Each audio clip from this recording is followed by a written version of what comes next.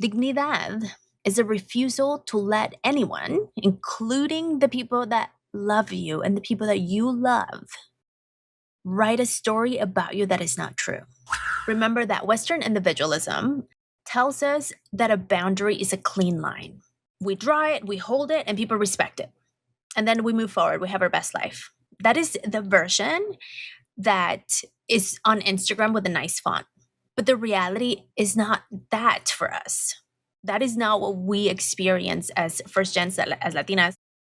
We don't get to just be like, I no voy porque no quiero, yeah, that's it. And they're going to respect it. Of course not.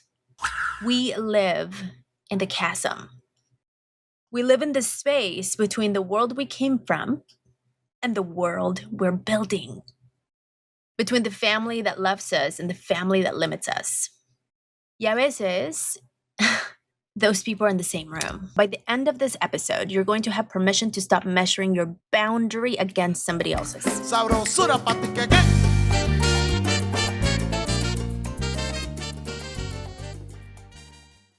Hola, hola. Welcome back to Café con Pan, the bilingual podcast that celebrates the power of our stories, the medicine in our voices, and the magic of reclaiming who we are. Pull up your cafecito. Este episodio es para ti. Yo soy Pam Covarrubias, your host, y el día de hoy we're going to talk about the question I get more than almost every other question. And I've been careful about answering this, pero anonymous listener sent me a letter, and it's time. It's time to talk about it. By the end of this episode, you're going to have permission to stop measuring your boundary against somebody else's. Because your boundary looks different from mine. And both boundaries are correct. That's the thing. This is not a let me compare and contrast. This is not, we can compare notes and we can learn from each other, but it's not a you're doing it wrong and I'm doing it right. Everyone does it right. So this question I got from an anonymous listener.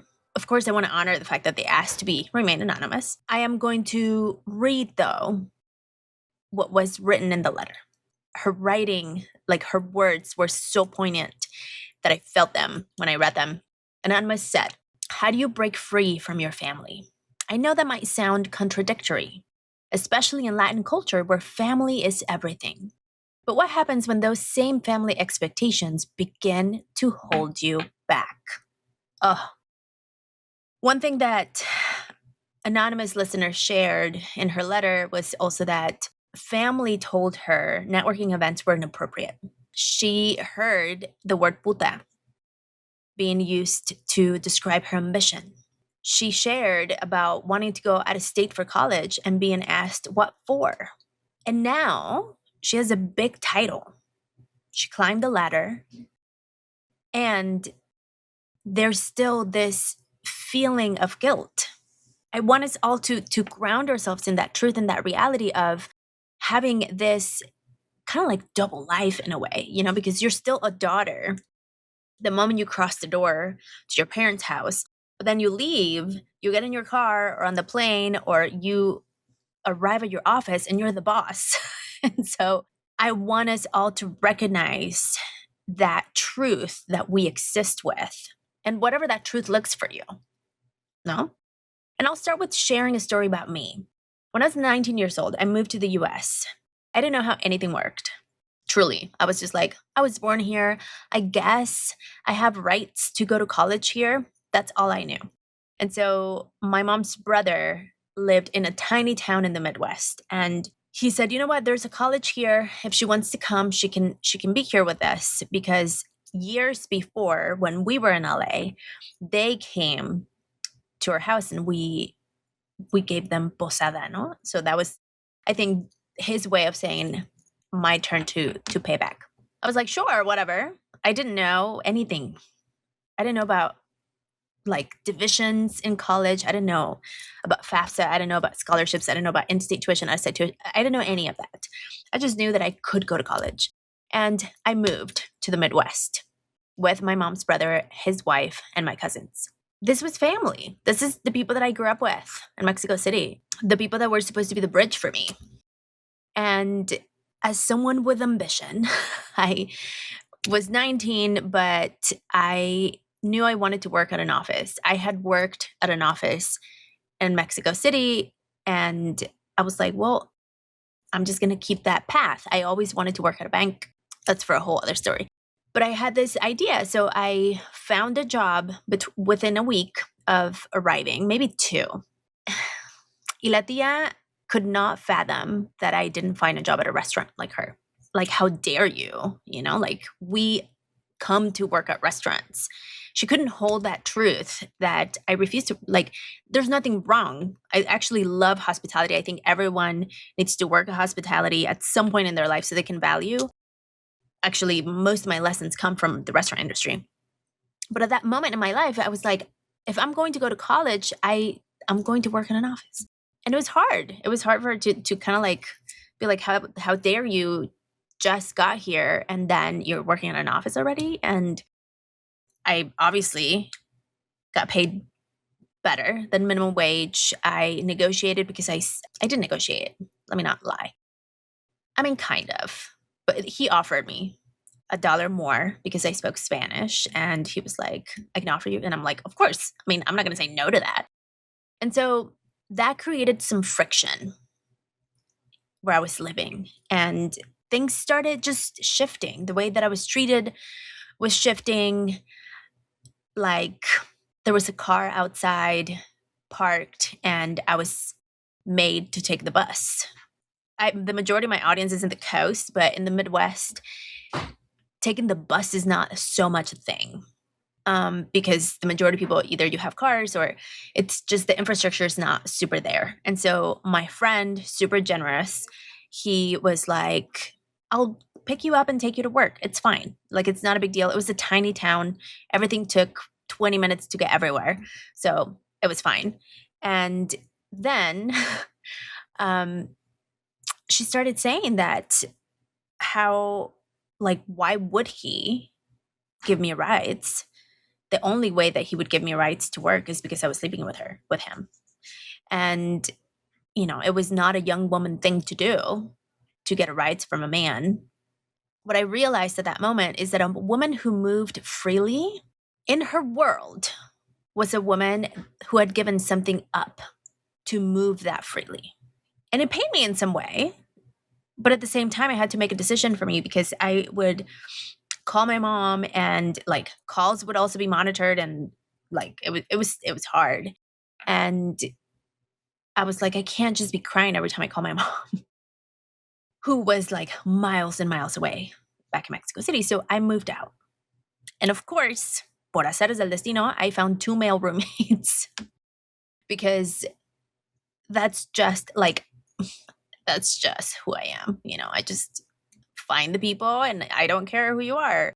So there were 2 guys and más chisme, no? Like, more rumors happened. Of course, I became the mistress of them. And we would laugh all the time about the things that we would hear. But at the same time, it was a little annoying. No, I didn't care, but my mom kept hearing the chisme over the phone. I was 19 years old. I was figuring out taxes. I was figuring out how to fill out a FAFSA form without parents because I was 19 and I was supporting myself, living by myself, and the FAFSA forms were like, you have to have a parent. And I'm like, yeah, but my parents are not here. It was a lot of navigating on top of navigating staying safe as a woman alone in a town where people were talking about me. I was paying rent. I was learning a system nobody explained to me. And at 21, I bought my first house. And for 6 years, I didn't go to family events. Not one. I missed my cousin's wedding, but I held my sanity. I held my dignidad with both hands and I did not let go. And it was hard. And I know it pained my mom, for example. But she also understood that I had to do what I had to do to stay safe within me because I had been betrayed so bad that it hit my reputation. That was the boundary that I set. It was 6 years of me saying no. 6 years of not being in the room. 6 years of choosing to not be a part of the chisme. And so, to anonymous listener, and to every person listening who's still flying home out of guilt, or who's still crossing through those doors and becoming somebody else that you're not anymore, I want us to remember that Western individualism tells us that a boundary is a clean line. This is what we've been hearing. Just set the boundary. We draw it, we hold it, and people respect it. And then we move forward. We have our best life. That is the version that is on Instagram with a nice font. But the reality is not that for us. That is not what we experience as first gens, as Latinas. We don't get to just be like, I no voy porque no quiero, yeah, that's it. And they're going to respect it. Of course not. We don't live in one shore and just create our best life from there. We live in the chasm. We live in the space between the world we came from and the world we're building, between the family that loves us and the family that limits us. Y a veces, those people are in the same room. So we don't have a clean break. We don't have a version where nobody gets hurt. And we don't have a version of a boundary that doesn't cost us. I want us to understand that truth. It's not as black and white as it's painted. It's not as black and white as like, well, just get over it and, set the boundary. So I want to bring up your window of tolerance. And I'm going to use this term in a different way than in somatic work, which is usually where it's used. But your window of tolerance is the amount of family you can be present for without losing yourself, without shrinking in the version of you that existed before you chose differently. Para mí, for 6 years, that was the window. It was shut completely. I didn't stop loving them. I needed the spaciousness to build enough of me so that next time I showed up in a room with them, I was not going to be shaken. So 19-year-old version of me could trust me again to hold the space and be certain of who I am, regardless of the shit they say. I needed those 6 years to rebuild, reclaim the pieces that were fragmented from the pain of what I went through. For anonymous listener, your window may be 1 hour in the beginning. It may mean you fly in and you stay in a hotel. And I know I can already hear you be like, yeah, right. They're going to throw all kinds of fits. And the thing is that slowly we train them to not have certain expectations of us. Maybe you stay with a friend, and maybe I used to do this actually before I had my 6-year cut. And I've done this for different family members. Like, it's not just this one story. Like, I've done it for different people. I have a different Thea that I would visit, and I would go with friends. So I would spend 2-3 hours, and then I'll be like, oh, you know what? Me quedé de ver con so-and-so because, they're in town too. So might as well, I'm just making my pit stops because if I took the trip, I might as well just make it happen. And eventually they understood. There are times when they're going to get mad and you're going to say, well, thank you for understanding. I appreciate you hearing me and seeing my concerns. Maybe you don't understand. That's okay. And so, anonymous listener, ask yourself, what is your window of tolerance? What would that look like? Because whether it's an hour or you say, I'm skipping the trip completely, or I'm just going to show up once a quarter, none of that is wrong. All of that is right for you. None of it makes you more or less Latina, more or less of an eldest daughter. Your window of tolerance is built depending on the situation, depending on the stages of the building because it compounds. I started with just like skipping things, and then all of a sudden I'm like, I'm just not coming, and it's fine.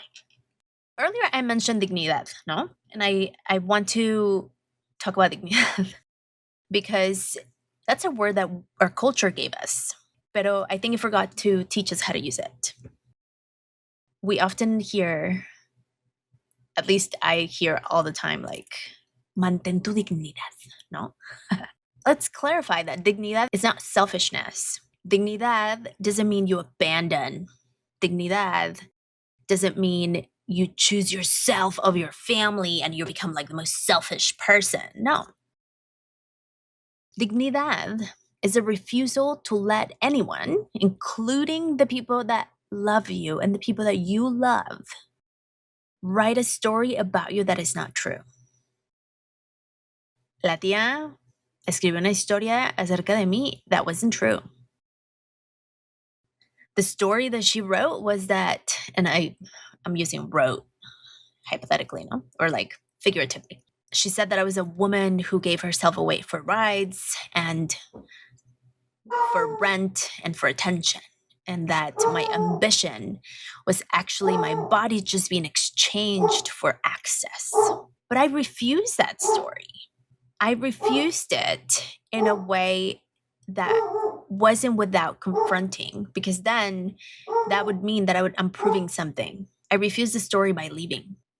In that case, when the rumors were happening, I chose to refuse the story by building the life so undeniably mine that the story eventually ran out of air. I never confronted anyone. I never proved anything to anyone or said anything. I simply went on to live my life, and that meant I didn't see them for 6 years. That also meant I didn't betray my culture. I think that meant I became the most Latina version of me because I believe the women in my lineage, the women that crossed borders, the women that worked in factories and making beds at hotels, the women who sent money without asking for anything in return. They didn't do that so I could stay in a room where my dignidad was being eaten alive. They did it so I could have ovarios to leave. Hay conversaciones que nos enseñaron a callar, y dinero was one of them. Pero here's the truth.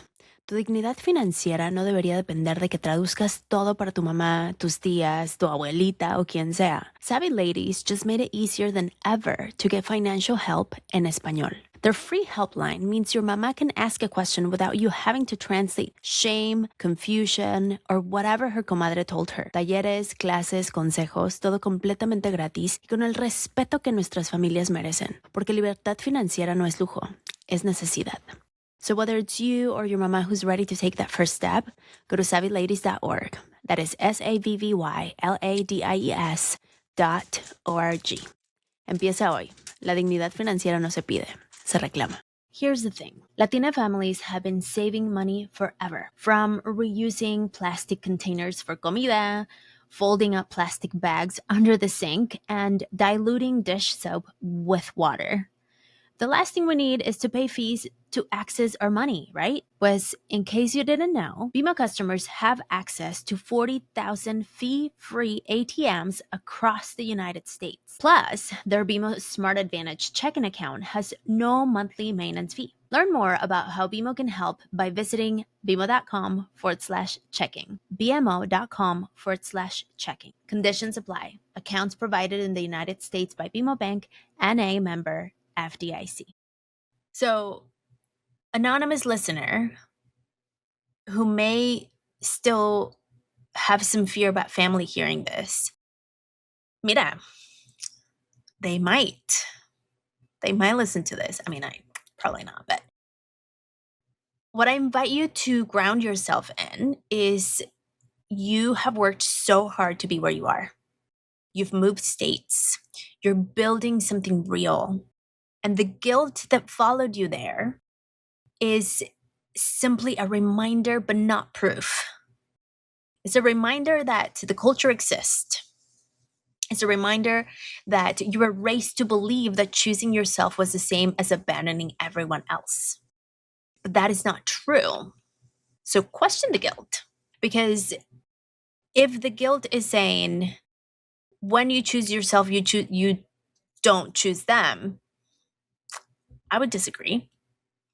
I think when you choose yourself, you're choosing to resource yourself. You're choosing to get so full that you can go back and get from overflow instead of arriving depleted and then getting more depleted.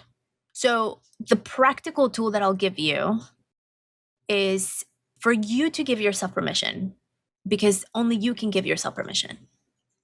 I'm here to give you tools so you can use them, get back in the body, and then your body will say, oh, let's exhale, because we release the guilt. So next time you are about to make a decision about your family, whether to go, whether to call, whether to stay for one more hour, because otherwise you're going to hear all of it. You're not going to stop hearing about it. Or maybe you missed the wedding. Before you decide from guilt, tune in with your body. In this case, because guilt, sometimes it's rooted in fear, we're going to use the collarbone. So we're going to do bilateral tapping. Very simple. So you can do it with the tips of your fingers. You can do it with your whole palm. You can just simply press on your collarbone. There's no specific, there is a specific point, but listen, just find your chest. It's right below your clavicle. Breathe slowly if you can. I like to do straw breaths where you bring in and you release as if you're blowing out of a straw.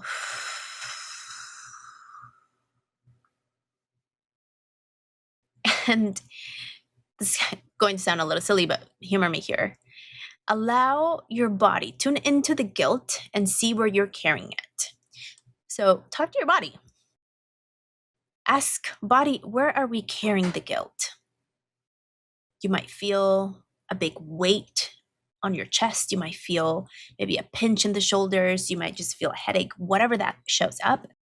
And you could say, once you've identified where the guilt lives in your body, you can say, I'm choosing to put it outside of my body. And then keep doing the bilateral tapping.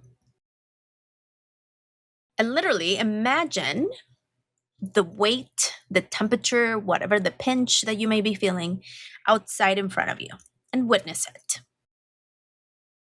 And as you witness the guilt, it will start to lose shape. It will start to lose weight on you. Because the emotions need to be seen and witnessed. And so once you see the guilt in front of you, then you can ask yourself, now that guilt is not something I'm carrying, what is the choice I would make? Would I go? Would I get on the plane? Would I make a phone call this time? Would I stay for 1 hour less? Would I choose to stay at a hotel or with a friend? What is the choice that you would make without the guilt putting weight on you? And tune into the first answer you get. So this is not something for us to overthink. That's why we're tuning into the body. We're bilateral tapping still. Because as you do that, the first answer you get is your window of tolerance speaking. This is your body saying, this is what we can handle today. And you listen to that. Because we cannot go from I'm showing up out of guilt and I'm there all the time because I feel bad about it to all of a sudden I'm just cutting ties and just it would be so hard for ourselves. It would be hard for our families. It would be hard on our bodies, because then you're carrying not just the guilt for not showing up, but you're also carrying the pain of hurting people. Give yourself micro moments of spaciousness. Maybe you start with spending less time. Maybe next time you do even less time. Maybe next time you fall, you just call, just phone in. Because the goal is eventually to face the guilt in a way that you're not carrying it. You're not guilt. Guilt is just an emotion whispering stories. But once you get it out of your body, you're able to witness it and say, okay, now that I'm not carrying you, I don't have to carry the weight of you. What is the best choice for me? Anonymous listener, I hope that is useful. I see you. I'm still you in so many ways. We're always figuring it out. We're always figuring out the version that belongs to the season in life. Your boundary may look very different from mine, and both are correct. Maybe your boundary becomes 10 years. I know, I said that and you're like, oh, that's too much. But maybe your boundary is an hour in a hotel room. Maybe your boundary is showing up fully and leaving when your body tells you it's time, not when the party's over and you've helped out. Porque I can already hear like, no te comides. Oh my gosh. But there are ways to help without staying until the end. Maybe your boundary is not figured out yet. And maybe you fly home out of guilt again. And that's okay. You have awareness. I believe healing is on the other side of awareness. And so when you have the awareness, you have choice. And you can pause for 1 second and say, what is the choice that I'm making? Am I going out of guilt? Acknowledge that. And then know that you're going out of guilt. Maybe you're like, you know what? I can't quite set the boundary from afar. I need to be there. Amazing. You have the awareness. You're creating more and more and more awareness that is building more evidence for you to take the next step and to start expanding your window of tolerance so that next time it's easier for you to do it. Because the point is that the body, the brain is always looking to keep you safe. And so the more evidence you say, the more evidence you show to your body that you can keep yourself safe, then the whispers and all of the emotions that show up as protection, fear is protection, they will then start trusting you so they don't have to show up as loudly. That is what it's like to live in the chasm. We don't draw the line and just move to the other side and be like, living my best life. No, it's not how we do this. It's not culturally how we operate. Our bodies just could not. It would be really hard. So understand that, remind your body that we're not just like a clean break type of person. And of course, I'm not saying like this is a comprehensive idea. Like some of you may be like, you know what? Done. And that's amazing. And that's where everyone has a different window of tolerance. But your dignidad is not negotiable. Because hay veces que the guilt, may say otherwise, but you question that. You have the awareness now to catch it and be like, guilt, what are you trying to tell me? Let's put it outside of my body and just kind of like witness you so you can lose charge. And then you choose. You choose what is best for you. So, anonymous listener, please let me know if this helps you. Happy to continue to have this conversation. I think it's so real. We are living it every day. So, if this episode named something that you've been carrying, maybe the guilt, the chisme, the story someone told about you that you've been quietly disapproving for years, I have a free quiz that will give you the language for the conditioning underneath it, the Caída Culture quiz. It will just signal you the one that shows up when family calls, when stress shows up, which is another way to build awareness. And that's my goal. It's a free quiz. It's not going to fix anything, but it will give you a name. It will build more awareness for you to continue to create and expand that window of tolerance we're going to call that like familiar window of tolerance. I don't know, family window of tolerance. So you can then give yourself more spaciousness. And the thing is that when you've arrived at that, when your window of tolerance is flexible, because in the beginning it's going to feel a little tense. There's going to be a lot of friction. There's going to be resistance, and you're going to be like, oh. But eventually you're going to get to a point where your window of tolerance is so flexible that your body will be like, it's time to go. And so I do this all the time. A mí me pasa que I start getting sleepy. So if I go to which, I mean, all the intuitive and empaths are going to be like, yeah, of course, because your energy's been sucked. But it's not so depleted that it used to be. But now I use all kinds of protection, and that's the other thing. You can do that too. You can protect yourself. You can create your own energetic boundary in your body. And I have a free challenge for this. It's called the 5-day free challenge for protection. I might still have it. I might have retired it. I don't remember, but it's like a quick tapping sequence that you do before you go into those places and spaces that drain you.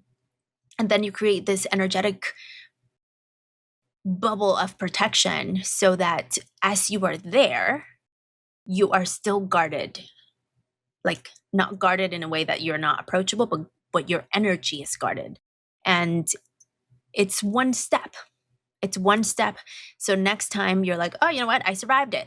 I didn't feel all right. Maybe next time you can just keep expanding, keep building evidence. Because once your brain has evidence, the younger versions of you that have felt the story, the expectation, will finally breathe and say, okay, we trust you. You got us. We don't have to feel bad about this now. Everyone else, listeners, I hope this is useful and helpful. Send me cartitas. I love it when you do, because I love talking about this, and keep me posted. I would love to know what's your 1% boundary that you'll create.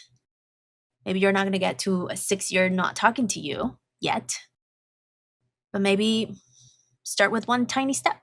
What does that tiny step look like? All right. Thank you so much for being here. And if you're wondering how we can work together, this is exactly what I do inside of my coaching container. This is what I do inside of the upcoming Certain and Rooted, which is a leadership program. So if you are a first-gen leader looking to create awareness into your leadership archetype, and then also step into that certainty so you can begin leading from certainty instead of guilt, instead of doubt, instead of performance, we're going to work on all of it. I've done a lot of research on this, and I think it's the only leadership program that has a body first approach. We tune into the body, we connect to ourselves, and then we go into the heady intellectual stuff. We don't necessarily talk about executive presence because you already have the presence. So it's not about me teaching you how to show up with executive presence. It's about you stepping into your certainty so that when you walk into those rooms, you don't have to remember what is the training. You just show up as the best version of you because you are, because you've always been, because we don't need to learn more tools. We just need to come back to ourselves because we've been so removed from that, from what the world has been telling us. And so that's what we're going to do in Certain and Rooted. If you're curious and interested, have an application. We start soon. And this is going to be the first cohort where I bring this curriculum. So listen, if you want to be a part of I'm going to keep it a tiny container because I want it to be quite solid. And so, because we're going to be holding a lot of space, you get one-on-one calls with me. And so I want this to be powerful, and I'm excited. So check it out. We'll have the link in the show notes. But at the end of the day, you already know what you need to do. Y bueno, nos vemos para la próxima. Como siempre, sigue brillando. Café con Pam is created con mucho amor by our small but mighty team. content production by Nancy Jaimes, podcast management by Maru Linardi, social media and marketing by Brenda Figueroa, and me, your host, Pam Covarrubias. To keep the cafecito brewing and the healing flowing, join the Supporters Club for only $5 a month and access early episodes, behind-the-scenes vibes, and exclusive minisodes you won't hear anywhere else. Screenshot this episode and tag me and share what resonated. I love seeing your takeaways. Follow on your favorite podcast platform and subscribe to our YouTube channel. Let's keep the conversation going with us on social media at Café con Pan Podcast, because your voice always matters there. We love being on Instagram and Facebook. Gracias for listening to Café con Pan, a Spread Ideas Move People production. For more episodes, guest info, or resources, visit cafeconpam.com. And if you're healing from calladita culture and don't know where to start, you can take the quiz. cafeconpam.com/quiz for Tia Wisdom and cariño just for you. Sabrosura pa' ti que